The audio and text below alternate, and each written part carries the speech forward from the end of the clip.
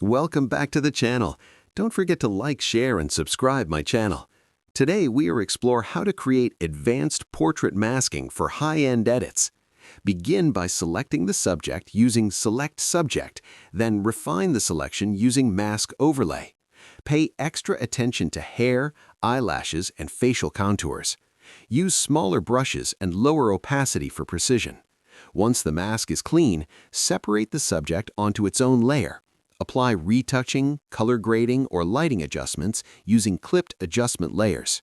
Keep skin transitions natural by avoiding hard mask edges. Advanced portrait masking allows you to enhance portraits without damaging realism.